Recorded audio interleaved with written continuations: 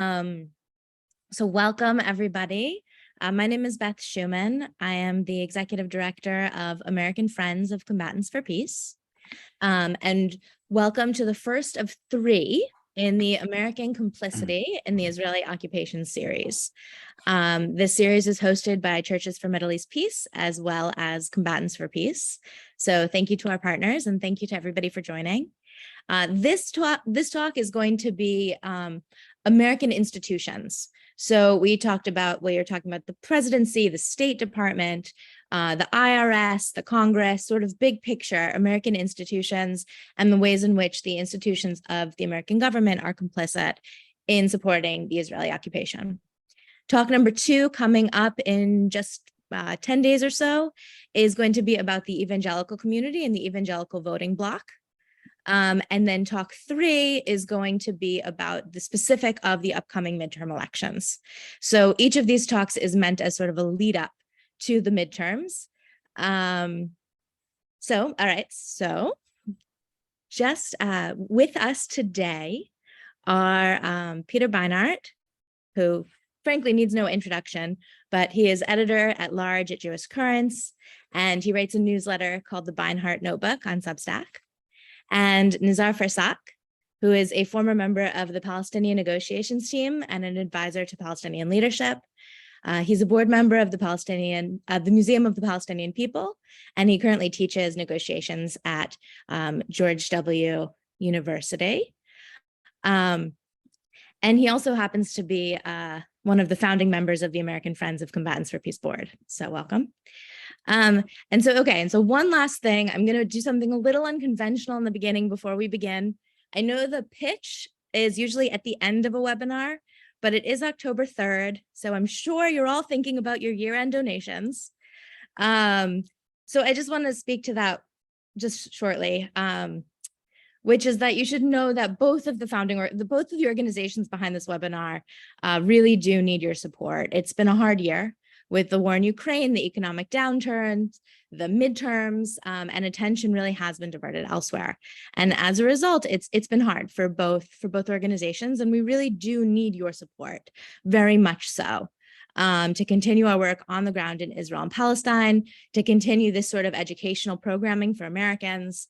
So if you care about this cause and you find this program meaningful, please do consider making a gift. It would make a real world of difference, and we will send a link in the chat box for everybody. So just something to think about as you listen to our amazing speakers here today. So thank you, and I'm going to turn it over to Peter and Nizar. Oh, one more thing, I'm so sorry. If you have questions, go into the chat box and click on your question. We'll go to send questions here, and that will get to Peter and Nizar. Thank you.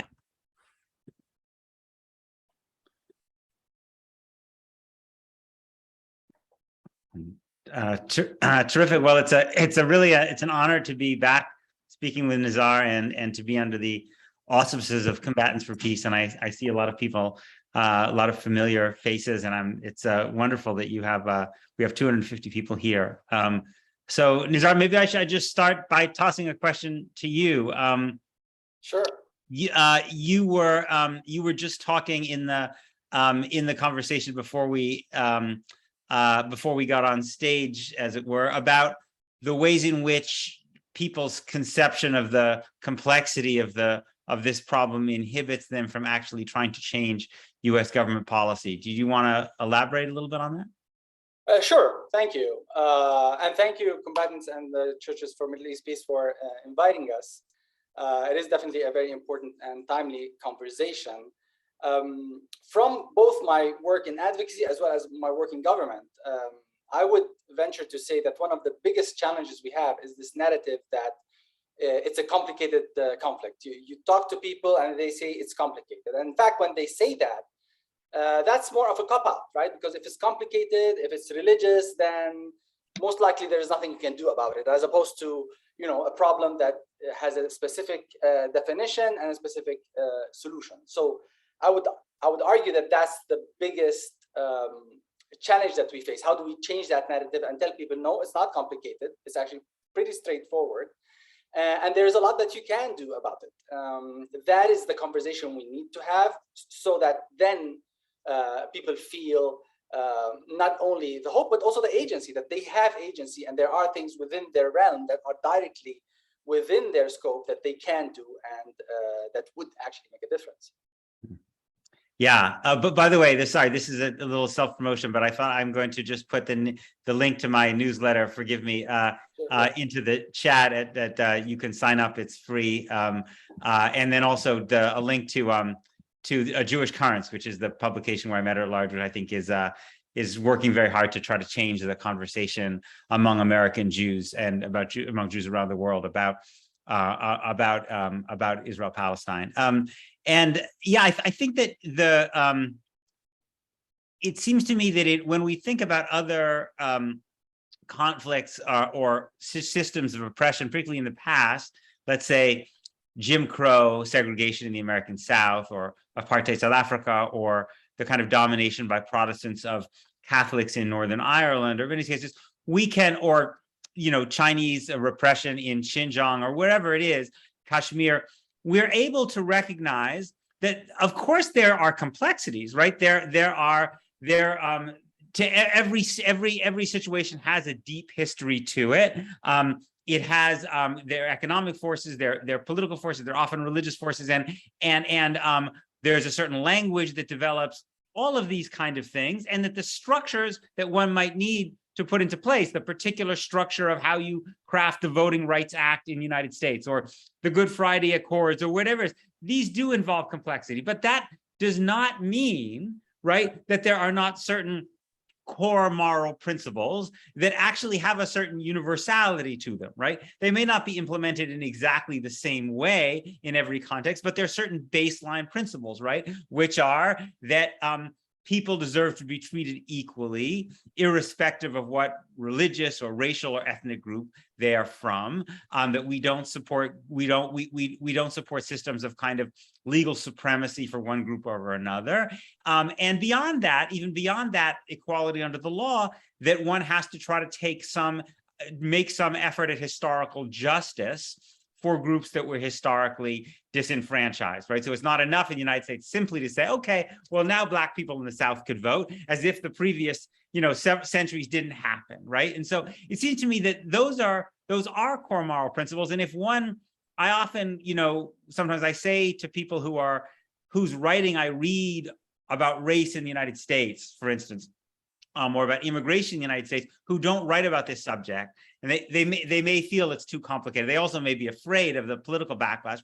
But if they sometimes will say, well, there are all these people who write about this subject who seem to know so much. And I would just say, if you just follow your own moral instincts and apply the same principles that you do when you write about things in the United States, it's not that the situation is the same, but that your moral instincts will guide you in the right direction.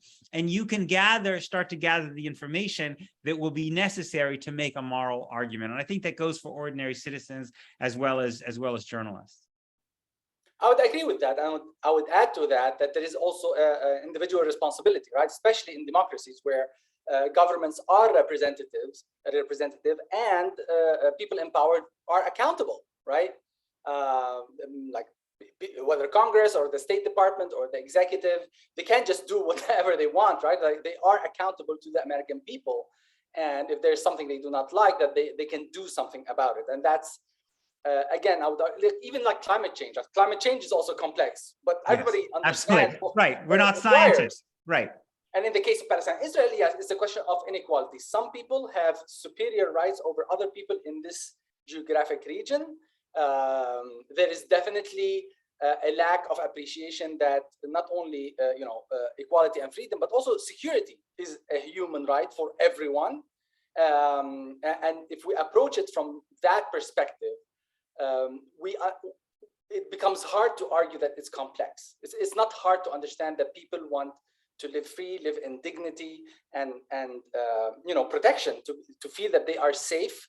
They do not need to hide their identity or hide their political beliefs, and be guaranteed that. Yes. No, and I think that this part of the problem that we face is that this language, which for many people, at least progressive-minded people, is almost uncontested and intuitive when we talk about our own country and places, right? The idea that we should be a country that aspires towards non-discrimination. We may never fully get there, but we should aspire towards the idea of equality under the law. And yet, when people flip the lens, right, and then they talk about Palestine, Israel, a completely different language comes in, right? And so it says, so the language is, well, Israel must be a Jewish and democratic state, right? And I have this conversation so often with people in my own Jewish community, including people who people, really good people, people who hate what Donald Trump is doing in the United States, and they say, well, Israel needs to be a Jewish and democratic state, and I say, but if Ron DeSantis were to get up tomorrow and give a speech and say, what we need in America is for America to be a Christian and democratic state, you would be appalled, right? Because you would see immediately that there's a problem with these two words next to one another, and that they contradict the principles that you want of equality under the law. And then the person might say, well, okay, but this is different because Jews, given our history, and then I almost feel like, okay, then at least you are acknowledging that you have now stepped outside of that liberal framework of equality, and now you want to make an exception for Jews because of our terrible history. Even as you're staking your own family survival in the United States on the fight for equality under the law, you think that for the Jews in Israel, they're going to be better off in the long term under a situation of legal supremacy. But then the point I try to make is, if you're willing to carve out an exception for us and say that equality under the law is very good for everybody else, but in the Jewish state, it's not right, then you're not going to be in a very strong position when Hindu nationalists in India say, well, we'd like an exception too. This is the only Hindu state, right? And this is what the role that Israel is now playing now. It's deeply enmeshed in a whole web of relationships of ethno-states or aspiring ethno-states, all of which are collectively challenging the principle of equality under the law. You can't really have it both ways. But I think that these principles, which, as you say, should be simple, and in other contexts are simple, get deeply obfuscated by the kind of terminology that we have and the political power that then buttresses that terminology. I would agree with that. And I would actually just bring the example of here, right? Like the white supremacists want a white state. And yes, their narrative from their perspective is logical. It's like, yeah, we are a white people. We deserve self-determination. Why do Black people deserve self-determination and us no, right? So the question I would like to ask you, because I know that's the main, or like one of the main colors of that conversation in the Jewish community, is this argument whether the Jewish people are a tribe, are an ethnicity, and are a nation, and therefore being an Israeli Jew is like a French person being French, right? And therefore it's not, it's completely natural for Israelis to want a state where they are a majority and where Israeli Jews are treated as complete citizens, and everybody else would be treated very nicely, right? But cannot, by necessity, because it's a nation state, cannot be treated the same way a citizen is treated, and that's true of all countries, right? So how do you engage that argument? I mean, the problem, it seems to me, you can say, and I would say that the Jews are a people, but Jews are not. But Jews are also a religion, right? So in that sense, being the Jewish people is much less permeable than the French people, right? The notion of calling France a French nation should suggest the idea that if you are Muslim or whatever your background, you can be fully French, right? Now, in practice, that may not be fully realized, but that would be the goal, right? I think that, and there's nothing inherent in Frenchness, right? You could learn that would bar that. But when you say that because Jews are a people, Jews need a state that gives them legal supremacy, the problem is, to state the obvious, that Palestinians can't become Jews, right? Nor they want to be, right? But you can be a French Muslim, a French Christian, a French Jew. You can't be a Jewish Muslim or a Jewish Christian, right? And so Jews can be therefore a people, just like Palestinians are a people. But in the legal system, in the political system, it has to be based on the idea that all people are treated equally by the state in which they live. Yes, if you have two national communities, they may want certain kinds of autonomy. Palestinians may want to, in general, educate their children in Arabic, although I would hope they might also want to learn Hebrew. Jews might want to have their schools in Hebrew, although I would hope they would also learn Arabic. They might have different holidays, but the principle, again, should be equality under the law. Allow me to be the devil's advocate. And Yes. Wait, time out, guys. Yes. Sorry, I'm just gonna jump in here. They think we've gotten can't far see afield me. from No, the we're topic. enjoying ourselves too much. I know we're going a little too far. Let's pull it back to American institutions in light of the fact that the election is coming up in about a month now. How is it that American institutions on all the different levels of American government really do play into this? And the vast majority of the listeners are American right here. So I think it's also yeah, so just bringing it on back. Sorry. I have a good example. I'll let you start, I thought of this example as we were talking to jump off of the issue of equality. So what Peter is saying is correct. Like it really isn't rocket science to weigh what is the right thing to do. And when you're able to distinguish that in one context, but somehow you're not able to see the same situation and same conclusion in another situation, then there's a problem. And the example I'm going to give is the way Arab Americans or Muslim Americans are treated in when they come to the airport in Israel, in Ben Gurion, right? Of course, you might expect, even if it's not welcome, that the Israeli authorities treat them differently. However, there was this case where a young American student, I believe she was Muslim American, and she was stopped at the airport and they wouldn't let her in. So she called the American embassy. Back then it was in Tel Aviv, not in Jerusalem. And she tells them, I'm an American citizen. I'm being held up at the airport. They won't let me in. Is there something you could do? And the State Department person who's working at the American embassy in Tel Aviv says, are you Jewish? And she says, no, I'm not Jewish. And that woman says, oh, I'm sorry, there's nothing we can do for you. Now, and in fact, we raised this issue, the ADC, the Arab American Anti-Discrimination Committee, raised this issue with the State Department, and I was in that meeting, and we told the State Department that's what happened. And in fact, the State Department officials were aghast, right? Because clearly, you cannot have an American official clearly discriminate. And I'm sure, I asked her, like, is this official policy, or is this just a mishap of a junior staff member in the department? And they said they promised to investigate.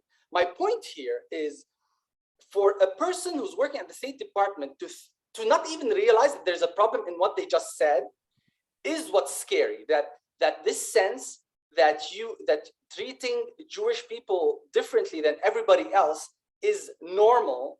That is what's challenging. That there are standards that apply to Jewish people that do not apply to others. That is what's concerning, and that permeates all institutions. And I would argue also, like we have examples from the media where their capacity to name things the way they are is very easy. But when it comes to Palestine, Israel, it's an exception. So you have an American Ukrainian journalist who gets killed in the Ukraine, and all hell breaks loose. An American Palestinian gets killed, and there is no capacity in the American institutions to actually defend that American citizen because they happen to be Palestinian.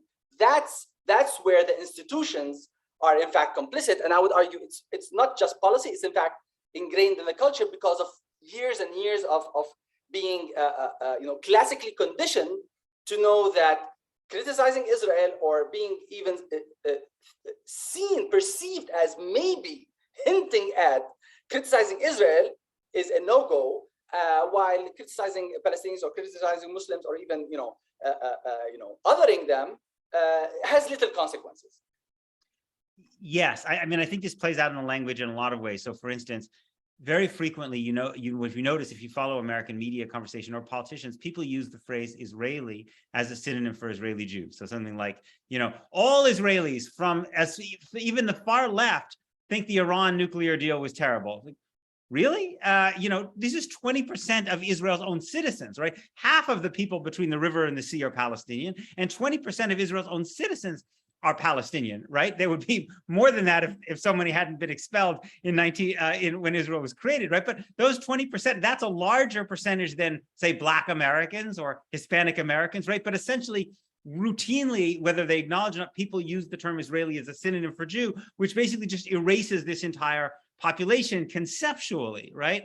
And then I think, as you say, we have this bizarre situation where the US government acts towards, and this is generally bipartisan, acts towards Israel as if it is completely disempowered, right? As if it really doesn't even really have the power to defend American citizens of themselves if they are of Palestinian descent, right?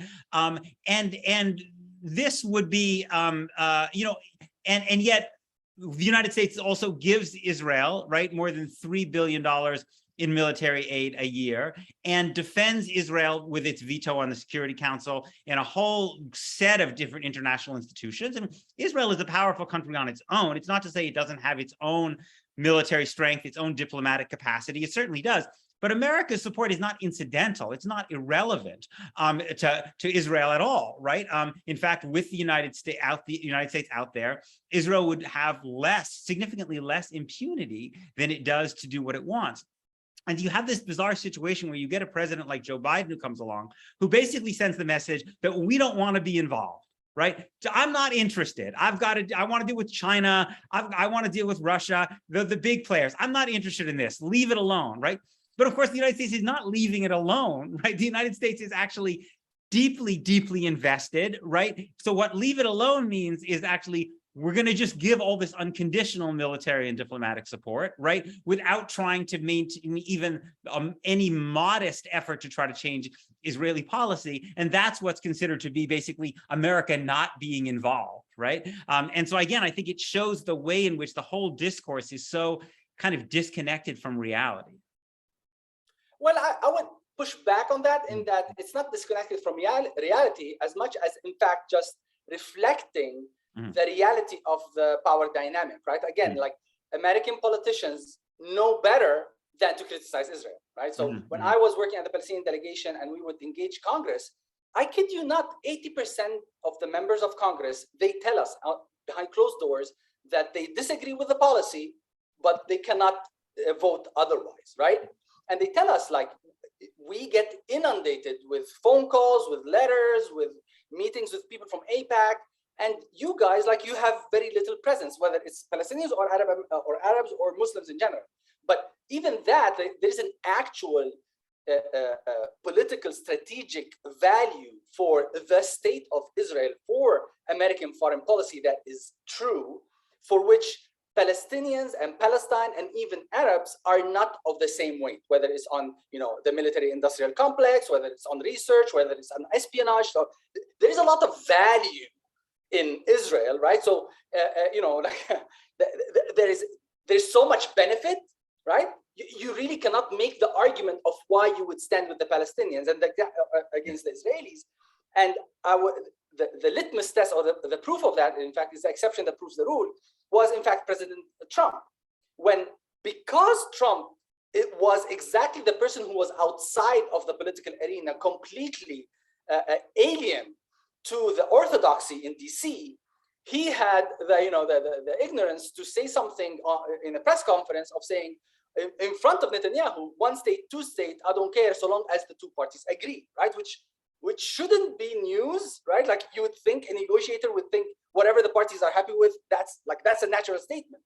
But that was such an outlier of a statement, right, in DC, that it shocked everyone. And in fact, I was advising the Palestinian ambassador back then. He had regular meetings, like twice a month, with the executive, right, with the White House, because back then, in the first 6 months of his presidency, President Trump believed that he was the one who's going to make the deal that nobody else managed to do, right? So it was all a narcissistic ego. And then when he did the math and realized that actually Israel had, and specifically Netanyahu, had no appetite to do anything, right? He said, like, okay, why am I barking up this tree? And he completely moved 180 degrees and move the embassy to Jerusalem because he wanted the evangelical vote, right? So there is an actual power structure or incentive structure that punishes and disincentivizes not only standing with the Palestinians, but in fact standing for American, goals and national interests if they happen to contradict or conflict with a certain Israeli government's perception of what Israel wants from the US, right? And again, the other exception of that was the Bush the father when he put a freeze on the loan guarantees, the 10 billion loan guarantees in the 90s. That was the only, again, as you said, the US does have power and chooses to use it when it wants to. And he used that power in order to drag Israel Shamon, Israeli prime minister, into the Madrid peace process because they wouldn't go otherwise, right? So, so that's what I want to say is that there is this incentive structure, but in fact, when push comes to shove, if those American politicians who actually see a certain national interest that might that is important enough for them, they are willing to tell Israel, no, we are the superpower, you're not the superpower. Set aside. Eisenhower was a case in point as well. Yes, so right. I mean, I think in fact, what I suspect we will see in the years to come, we're already starting to see it, is that the United States will tell Israel in no uncertain terms, for instance, that Israel cannot get too close to China, right? Because that is America's new superpower conflict, and to some degree to Russia. We'll say those things, right? Because on that issue, America feels like it has a strong national interest, but and it can get away with it politically because there's a lot of political support for fighting against China. But on the question of Palestinians, right? The United States will basically again and again basically say to Israel, you can pretty much do whatever you want. At best, maybe try not to embarrass us too much by doing it too flagrantly and publicly, right? And I think that, what I find, and I think this is, sometimes I think people focus, obviously part of this is because you have organized largely Jewish institutions like AIPAC that have a lot of influence. It's not only that. I think that in the Democratic Party, I think that the role of AIPAC is very, very important because I think in the Democratic Party, you have public opinion, which is clearly moved in a pro-Palestinian direction. So you need political forces to get Democratic politicians to not do what their voters want. I actually think in the Republican Party, AIPAC is actually probably less important because in the Republican Party, you have and I know they're going to talk about this, and you have such a strong Christian nationalist and a framework which is so Islamophobic and which frankly sees Israel as a kind of a model of the ethno-state they want in the United States, that the politicians don't have to contradict their voters as much, right? And so I think that the political dynamics are different in both parties. But when I talk to, one of the things I find most poignant, and I'm sure you've had this kind of experience, Nizar, I've had conversations over the years with politicians, people who are running for office, and they'll kind of ask my opinion about what I think, and then they'll ask my opinion about what they should do, and I can say, listen, I'll tell you what I think is right. This is is nothing secret. I write about this all the time.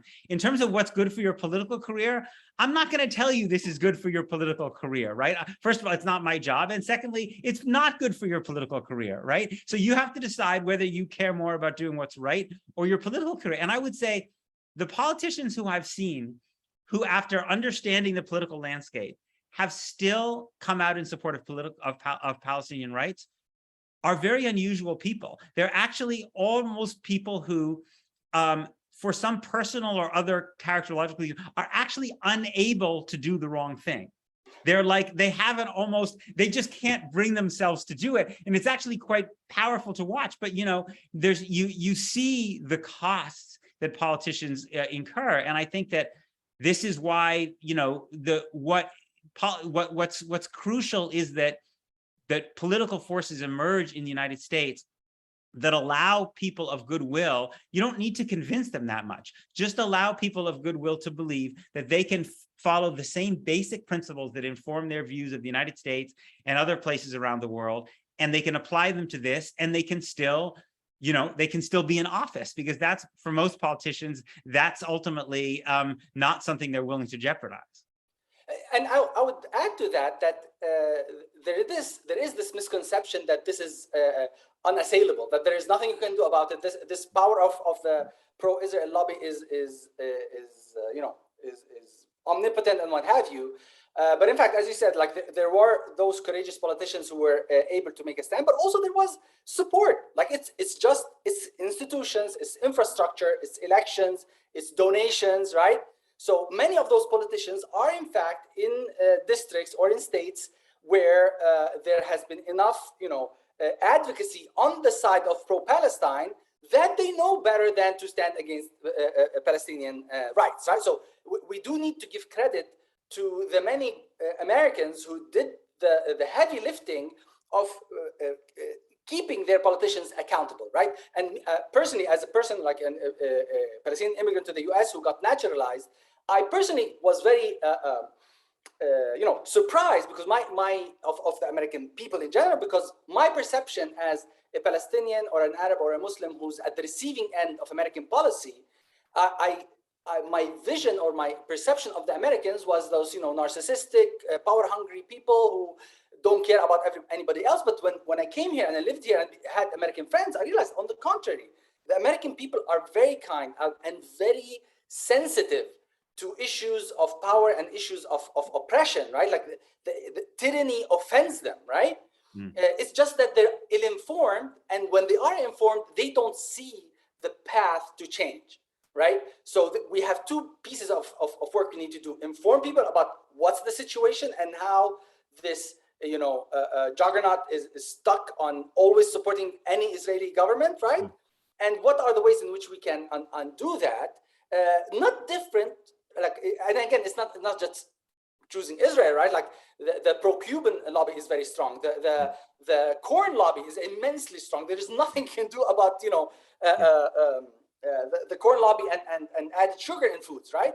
So if you understand what's the structure, you realize, no, there are ways of getting there and of achieving change, but you need to do your own homework. And it's just a question of how do you get people in different districts, in different states, in different, local areas to know what are the laws that are, supporting, Israeli transgressions on Palestinians. A good example, in fact, is there's an organization that only focuses on the ethical use of ethical use of weapons, like not to use American weapons or not to sell American weapons to states that abuse human rights, right? So they're agnostic to the geography, right, but it's just about, so they were very good on, for example, pushing against sending Bahrain tear gas because of how Bahrain reacted to their protesters, right? So it's there, but you need to just activate it and enable it and make them see the connection between what's happening in the US now and how that's hurting American national interests, right? Because I don't know, Shibli Telhami, the famous researcher and pollster on Middle East affairs, he argues that for the Arab and generally the Muslim world in general, of course, they're in solidarity with the Palestinians and like the anti-American or anti-Israel sentiment is because of that. But it's also the bellwether. Like Arabs and the billion Muslims see the way the US and Israel treats Palestinians as a sign of American intentions and American disposition. Now, you could understand that the final point I want to say for people to understand that it's not an illogical, blind support of Israel. In general, Jewish Americans and Jews in general happen to be part and parcel of the social fabric. You have movies, you have books, you have academics that are revered, right?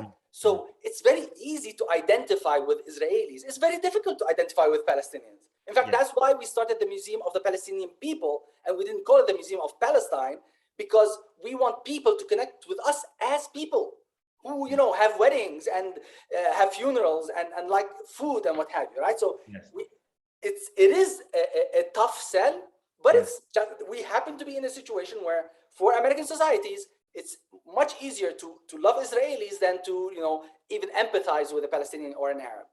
Yes. No, there's so much in what you said that I think is so important. I mean, one of the things that I wish people would recognize, and it goes to your point about this hypocrisy point, it's not only crucial that the United States support human rights for Palestinians because the rights of Palestinians matter. It's also crucial for the rights of Ukrainians, because if America actually wants to gain more global support for supporting the rights of Ukrainians to not be occupied, to not be killed, right?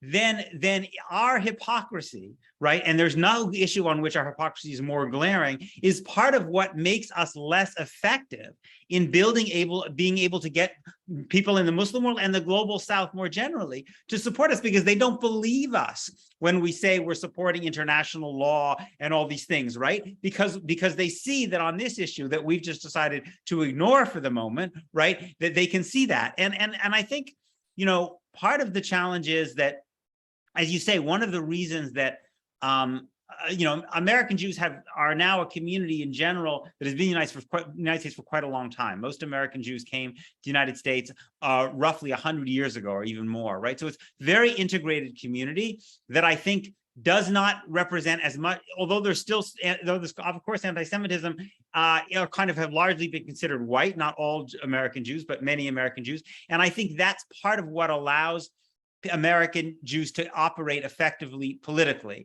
And unfortunately, the more powerful elements in our community tend to be the ones that support unconditional support for Israel. I think what we've seen, you know, since with the I think that September 11th and the enormous amount of kind of Islamophobic and anti-Arab sentiment since then has made it harder for Arab and Palestinian and Muslim Americans to start to enter into the political process and actually to express their own identity and their own life experience. And you see what happens when Rashida Tlaib or Ilhan Omar try to do that. It's enormously powerful because it's so rare, but they also take enormous beating for it. You know, and I think that one of the questions I wanted to ask you, and we're getting it in the chat a little bit, is how do you change the political dynamic when this is not a top voting issue for most Americans, right? Shively's polling clearly shows, and others, that public opinion among younger people, among Democrats,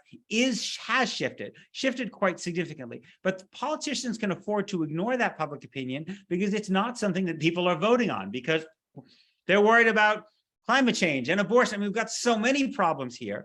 And also, this issue is not on the front page, in part because there is not kind of organized mass Palestinian resistance on the ground.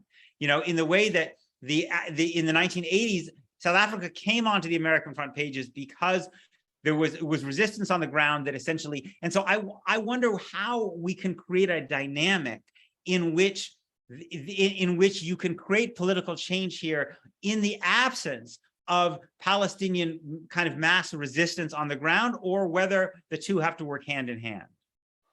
Well, I'm glad you asked this question. In general, I guess we learned from doing and also trial and error that in fact, it just needs a natural conversation. Arab Americans and Palestinian Americans have been instrumental in supporting Black Lives Matter and supporting Native Americans and Latino rights, right? In fact, one of the people who was the leaders of the Ferguson riots was a Palestinian, and it wasn't because he was just in solidarity. He was from Ferguson, and he happened to be brown, so he actually lived that discrimination. So for him, it wasn't, alien. He knows what this is about, and it wasn't, it was very easy for Palestinians in Palestine to start sending messages to African Americans in Ferguson about how to deal with tear gas, how to avoid the police, and so on and so forth. Right. So it's a natural alliance. So when you have that understanding that we as individual citizens, we have rights, and yes, this democracy is not perfect and has a lot of flaws.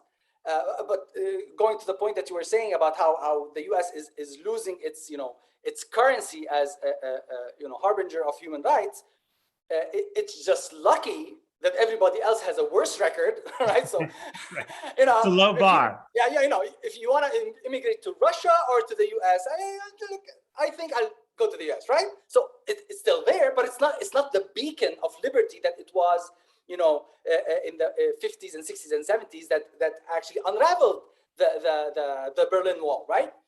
That is like the essence of that is not the Congress, is not the White House, and is not the State Department. It's average Americans who are offended by tyranny and offended by inequality, that push against the authority. There is no power that is interested in change. Power, by definition, is conservative, right? And it's just by sheer the fact that this system happens to allow for sufficiently allows for mass forces to be able to make a difference in politics, including the election of Trump. The fact that Trump, somebody who was so unexpected to get elected, is evidence that democracy actually works, that you cannot capture government, that even somebody as well established and as strong as Hillary was failed in front of somebody like Trump. So that means that the power is with the people. You might disagree with where it went, but definitely the power is with the people, those that are smart as well as those that are ignorant, right? So this is where we can make a difference, where we make the connection that the issue of Palestine and Israel isn't necessarily a top issue for Americans, because we have greater issues, but the general issue of human rights and protecting democracies, and the fact that the U.S.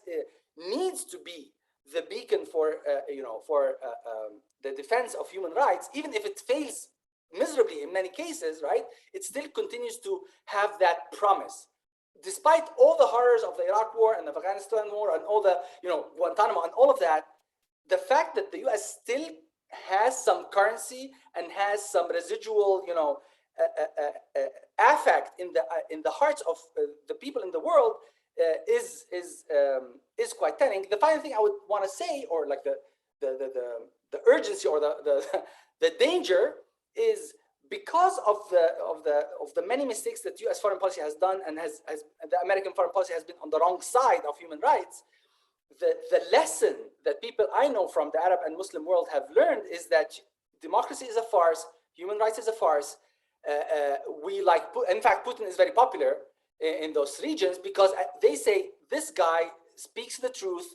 He specifically says that I'm after my interests. I'm not gonna advocate any policy, right? So we know what we're getting, and he's reliable. He stood with Syria. He sent his planes to Syria, right? He stood with Iran. So that's what's dangerous. Is the narrative that stability is more important than individual rights and democracy. That narrative wins is the danger, and the U.S. needs to start changing course if we are to save ourselves from that. Yes, you're right, because sometimes people would maybe at least appreciate the lack of hypocrisy, right? In the sense that Putin is a brutal dictator who has a very narrow view of Russian self-interest and kind of imperial self-interest, right? But there are no pretenses. Similarly with the Chinese, right?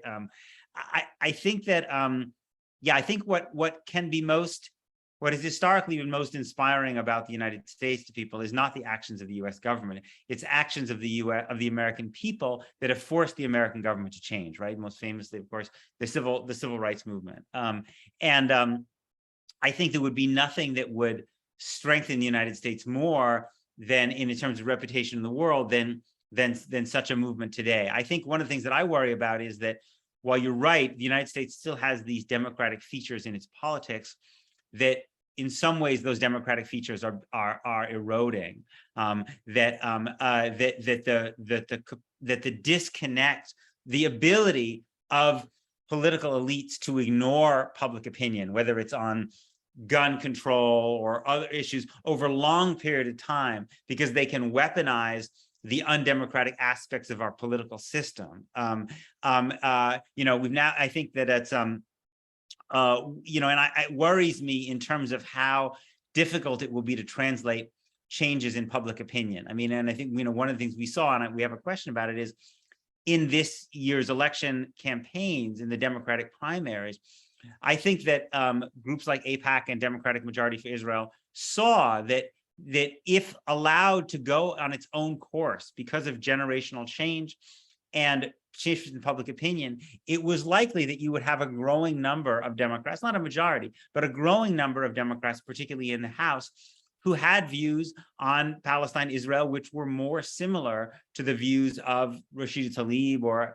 Alexandria Ocasio-Cortez, But they also, because of changes, because of the campaign laws, realized that they could create super PACs, right, which didn't even exist before 2010, which could spend unlimited money in independent expenditures and ensure that either those candidates didn't win, or send the message to candidates that they should not adopt those policies if they did want to win. And I hate to say it, but it's been quite successful. I mean, we may well have a Democratic caucus in Congress next year that is less progressive on this issue than it was before.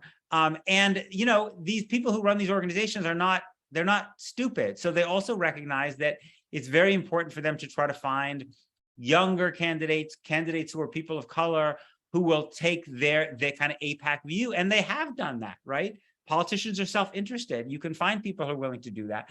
And so I think it just shows how formidable the status quo is. And also that the people who want to defend the status quo themselves will respond to events, right? You can shift public opinion, but then they can find ways of insulating our political system from that public opinion. I would say yes and no. I would still argue that a lot of what we're seeing is unfortunately due to you know, people not standing up when they needed to, right? So I agree with you that the system is far more polarized and is not representative, right? There is the study that 80% of you know, those laws, like 80% of the polling Americans says one thing and the policy is exactly 180 degrees because of the power of the lobby. That is true, but that is true on all issues, right? So understanding that we are the way the situation is the way it is today because we're not doing our work, because we're not calling our members of Congress, and is the only example that's occurring to me. But when people are very critical of former President Trump about all the excesses that he's done, when you look back at what Bill Clinton did in the House, right, in the White House, right, you start understanding that the fact that we didn't raise hell for, you know, lying to the American people back in the 90s is the trajectory that slowly eroded, you know, our system. We are part of that problem, is that we didn't make a stink when we needed to make a stink. Nixon got kicked out because the Republicans stood against him, right? We don't have that right now because, as you said, the incentive structure has been so skewed towards you know, cowering to money and to big institutions, including Amazon and Facebook. All of these huge companies that have so much money they literally can buy policies. That's what we need to understand. That's what we need to fight. You might like Apple, you might like you know, Amazon, but it's dangerous that they have this disproportionate power in the system, and that's what we need to fight, because ultimately it might not affect or they might happen to be on the political spectrum on my side, but I don't know tomorrow what's going to happen if somebody else has that power. Yes, I mean, I think one of the things that I wrote a piece about this in Jewish Currents, but I think this year's elections have really shown is that, you know, there's this old phrase, you know, progressive except Palestine. But I think one of the things that you see is that actually, given the way American politics works, if you don't have a progressive position and you're not willing to support a progressive position on the question of Palestinian freedom, you are actually probably going to end up not being that progressive on other issues as well. And one of the fascinating things that you've seen in some of these elections is when AIPAC, or Democratic Majority for Israel, goes in support of a candidate, oftentimes large corporate interests go in on behalf of that same candidate. It's not because they care about the question of Israel-Palestine, but they actually will see that this is a candidate who is who is not accountable to grassroots progressive opinion. And so therefore, you can probably quietly get them to take a less progressive view on energy policy or healthcare policy and these kind of things. And so I think we need to make the case, even to people who don't have a personal investment in this, that this question is bound up with the future of progressive politics in the United States, and also bound up, as we've said at the beginning, with the struggle for equality under the law across the entire world, because Israel has emerged as a very successful, maybe the world's most successful, one might say, example of an ethno-state, economically dynamic, with lots of technology that everyone wants around the world. And you see that people from Viktor Orban to Narendra Modi to Jair Bolsonaro all over the place say this is our model for our country, right? Which then means that these countries actually abandon their own tradition of equality and non-discrimination, and the consequences, if you're a Muslim in India, for instance, or an immigrant or Roma in Hungary, are devastating. So I think we need to find ways of showing people that this is actually an issue with global implications. I see Beth. Yes, I think Beth is getting our attention. You're right. I guess that's true. You saw me unmute myself. We do have 5 minutes left. So I guess maybe Peter and Nizar, if you guys have like sort of one final wrap-up thought each to share with everybody as a takeaway. And then for people who found this interesting and want more conversations, we have 2 more of these coming up in the coming weeks. So the link to sign up for those is in the chat box. Sure. So I guess the thing I would say is, while we did mention a lot of the challenges we face, I do want people to be present to the fact that we've crossed bigger challenges, right? It was impossible to talk about Palestine in the 80s, and now we talk about Palestinians as a people. We couldn't say that in the 80s and even in the early 90s. And to think of, the 2016 candidates, to have the Jewish candidate actually challenged, the one Jewish candidate challenging, aid to Israel, and the fact that that one Jewish candidate was the most popular amongst Muslim Americans and Arab Americans, right?